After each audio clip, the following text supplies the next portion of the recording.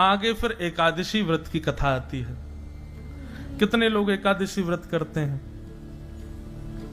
सांची वारे बताओ, इतने लोग करते हैं? बंधुओं, एकादशी क्या है? अनेक भाव हैं, पर हमारी दृष्टि में एकादशी वैष्णवों की करवा चौथ है। जैसे एक प्रियतमा अपने प्रियतम के लिए व्रत करती है, ऐसी वैष्णव अपने प्रियतम श्री कृष्ण के लिए व्रत करते हैं। और व्रत का कारण चाहे कुछ भी हो, पर एक ही प्रधान है कि प्रेम बढ़े ठाकुर जी के प्रति।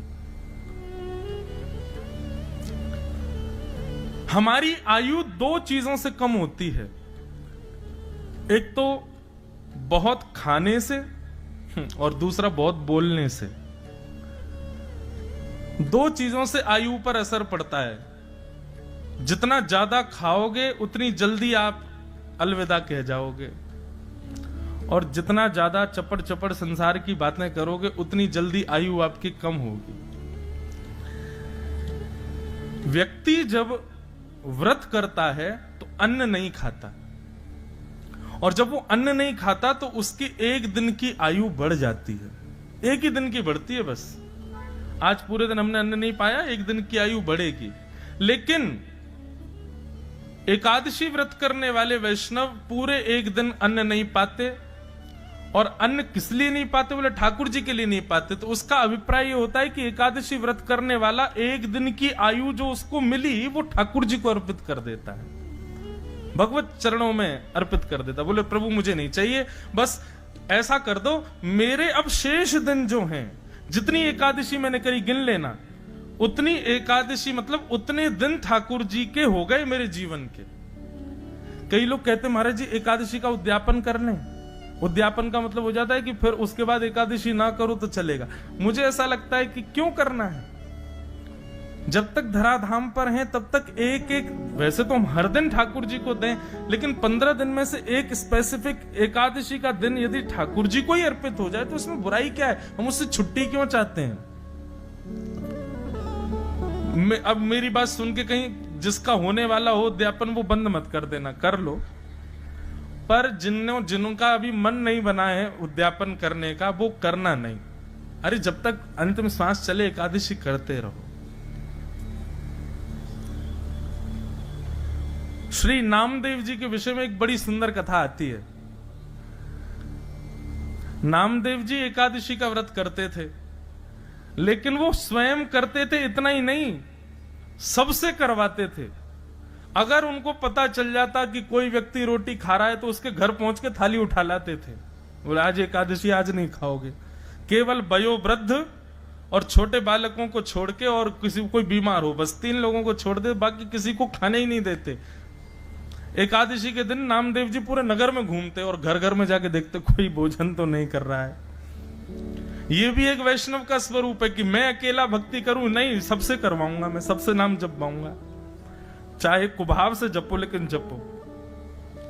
एक बार ठाकुर जी उनकी परीक्षा लेने के लिए एक ब्राह्मण का रूप धारण करके आ गए, और वयोवृद्ध ब्राह्मण 70-80 वर्ष की आयु ठाकुर जी ने धारण कर ली, और वयोवृद्ध से ब्राह्मण हाथ में लाठी लिए और नामदेव जी के द्वार पर आ गए, और द्वार पर आकर के गिर पड़े।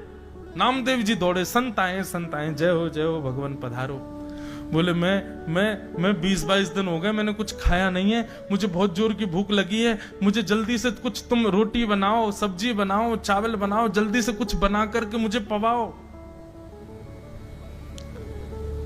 नामदेव जी बोले देवी केला लेके आओ, सेब लेके आओ, अमरूद लेके आओ, फल खिलाओ।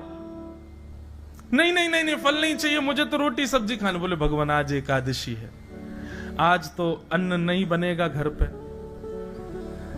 बोले अरे तुम लोग मत खाओ, मुझे तो खिला दो। बोले नहीं भगवान आप भी मत खाओ। बोले मेरे प्राण निकल जाएंगे, वयोवृद्ध 70-80 वर्ष की आयु है मेरी, ऐसा मत करो मेरे साथ। ठाकुर जी थे। नामदेव जी बोले इससे बढ़िया क्या होगा, एकादशी के दिन प्राण निकलेंगे, सीधे वैकुंठ जाओगे, लेकिन रोटी नहीं खाने दूंगा मैं। ठाकुर जी बोले कैसे आदमी हो तुम, हम मर जाएं ये चलेगा तुमको, लेकिन हमको रोटी नहीं। बोले बिल्कुल नहीं खाने देंगे, द्वादशी तक इंतजार कर लो, खाने के लिए और भी बहुत सी फलाहार खिला देते, मखाने खवा दें आपको। रोटी नहीं।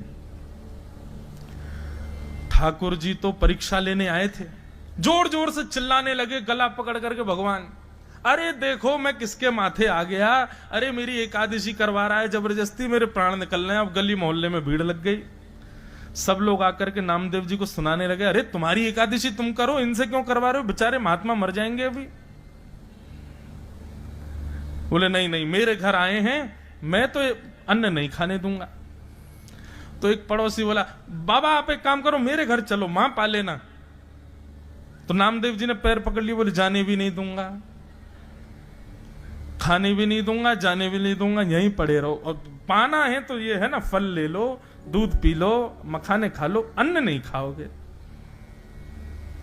गांव के लोग सब गालियां देने लगे। महाराज नामदेव जी से कहने लगे, ये कैसी भक्ति तुम्हारी, एक व्यक्ति के प्राण निकले जा रहे हैं और तुम अपने नियम उस पर थोप रहे हो। नामदेव जी बोले, सब दोष मुझे लग जाए, मुझे कोई दिक्कत नहीं, लेकिन मैं एकादशी का किसी को उल्लंघन करते देख नहीं पाऊंगा। ठाकुर जी बोले, अब ब्रह्मास्त्र चलाना चाहिए। अभी तक तो ठाकुर जी तड़प रहे थे, अब ऐसे स्थिति हो गई और निकले, प्राण निकले, मेरे प्राण निकले, बस बस निकलने वाले हैं, आहा अब तो मेरे हाथ पांव कांप रहे, अरे मेरे प्राण निकलने वाले हैं। सब मोहल्ले के लोग कह रहे, नामदेव मान जाओ, बेचारों को कुछ पाने दो। नामदेव जी बोले, नहीं नहीं भैया, एकादशी फल खिला दो। और अंत में ठाकुर जी ने ऐसी एक्टिंग करी कि वो जिस रूप में गए थे उनके प्राण निकल ही गए।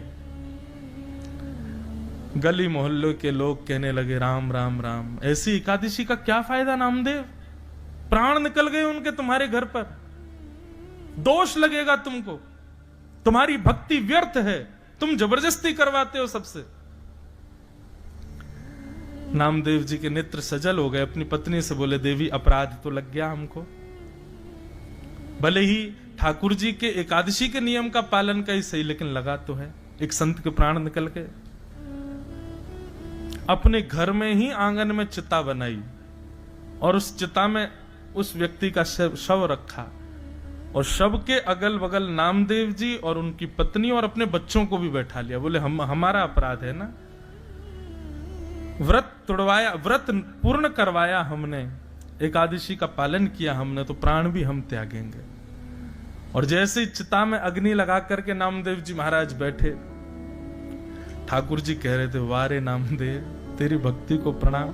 ठाकुर जी की कमर में जैसे ही ने ताप सा लगा, सोई ठाकुर जी तो उठ के बैठ गए और तुरंत नामदेव जी को खींच करके अपने हृदय से लगाया। इतने में ही देखते देखते श्री पंडरीनाथ भगवान के रूप में वो संत प्रकट हो गए और श्री नामदेव जी को हृदय से लगा लिया। सब मोहल्ले के लोगों ने दर्शन किया, सब प्रणाम किए, देखा तो ठाकुर जी वहां से अंतर ध्यान हो गए। एकादशी के दिन ठाकुर जी आंख खोल खोल के देखते हैं कि आज मुझे कौन कौन याद कर रहा है, मेरे लिए कौन कौन व्रत कर रहा है।